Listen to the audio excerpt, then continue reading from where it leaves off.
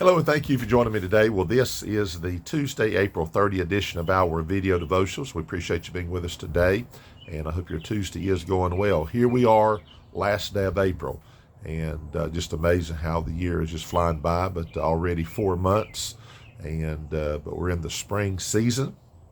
Beautiful day here in central North Carolina.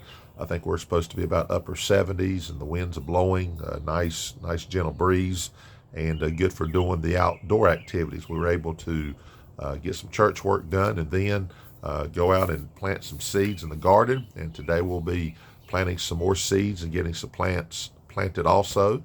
And so the Lord's given us a good day to do that. And hopefully everything's going well where you're at. Well, we're going to jump into things here today. Before we do that, again, we appreciate everybody who watches the videos, and thank you for the responses that we get when you do, and we do appreciate that. All right, our theme this week is using the word sown, S-O-W-N. Today we're going to be in the book of Hosea. We're going to be in chapter 8. Our key verse is verse number 7, and I think we're going to go over there to chapter 10 and give you something that's very similar in language here as we're going to talk about today.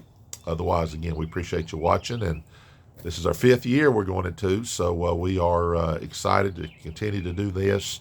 And if it's a help to you, then we're glad. Also, if you think you'll help somebody, share it with somebody, with Facebook, and all the different ways you can do that. All right, so notice here in the book of Hosea, we're just going to kind of read the verse, not give you really the context here. I think you'll probably understand kind of the setting here.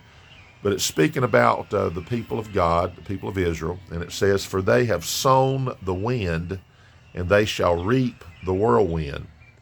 It hath no stalk, the bud shall yield no meal. If so be it yield, the stranger shall swallow it up. Israel is swallowed up now. Shall they be among the Gentiles, as a vessel wherein is no pleasure."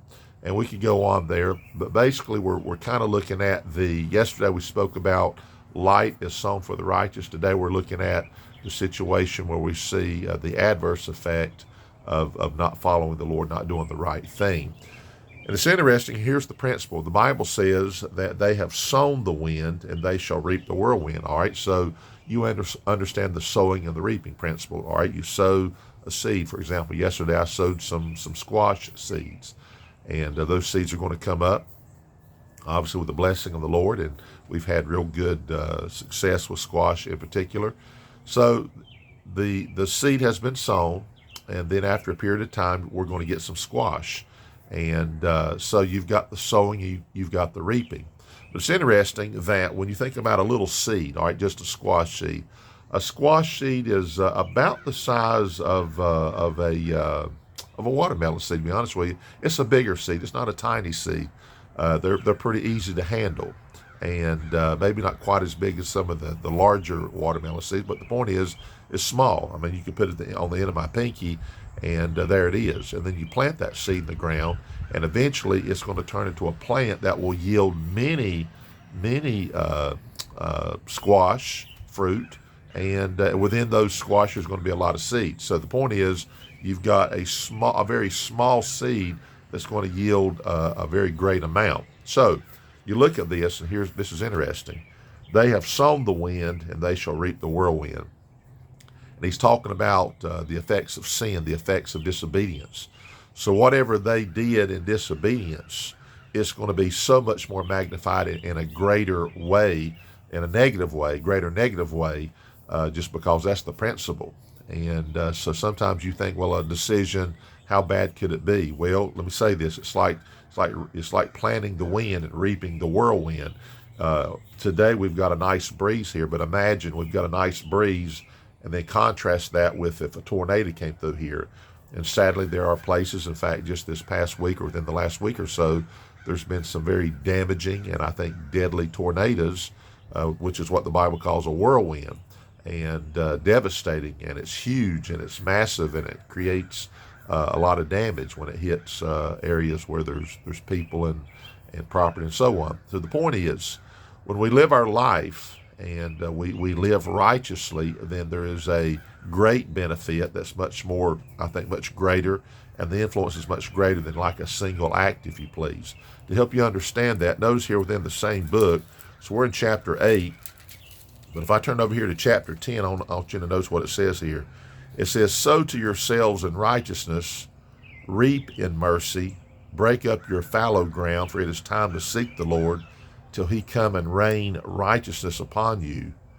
Ye have plowed wickedness, ye have reaped iniquity, ye have eaten the fruit of lies, because thou didst trust in thy way and the multitude of thy mighty men. So he's saying here, here's what you can do. And that's what's great about this devotion here, is the fact that, okay, you say, well, man, that sounds like heavy stuff, sowing the wind and reaping the whirlwind. Yeah, but you don't have to do that. That's the point. God's saying, here's what I want you to do. I want you to sow in righteousness in chapter 10. And he says, I want you to reap in mercy. Break up the fallow ground, for it is time to seek the Lord till he come and rain righteousness upon you. Notice the great benefit of just simply serving the Lord. So you sow one thing, and you're going to get something else. You're going to get basically what you sowed. So when I planted those squash seeds, then I'm expecting squash to come up, and I'm excited to see them, and that'll be great. I expect that. So if we live our lives contrary to the principles of God, and live contrary to God himself, then whatever you sow, whatever is sown, is going to reap the same, as far as the same, not in amount, but basically in essence. In other words, if you sow in sin, you're going to reap the consequences of that. You sow in righteousness, you're going to do the same. But also, it also means in a much greater amount. So I think what we want is, we want to do the right thing, sow in righteousness, and reap mercy, and reap the great benefits of God. That's just a simple principle, and yet we need to make sure we're following that. And it's doable, should be done, it can be done, and God will certainly bless that. So that's what we have for you today, and I hope that helps you. And as you go out here and live your life, do the things that you're supposed to do, then realize your influence alone is going to be so great. And that's what we need to do, okay? All right, well, I hope you have a safe day, healthy day, and you've got a beautiful day. If you're having weather like we are, if it's rainy or stormy, just be careful there. Otherwise, from day to day, things will change. But for the most part, man, aren't we blessed with all the benefits that God has given us? And that's something to really be thankful for. All right, Lord willing, we'll see you tomorrow. Have a great day.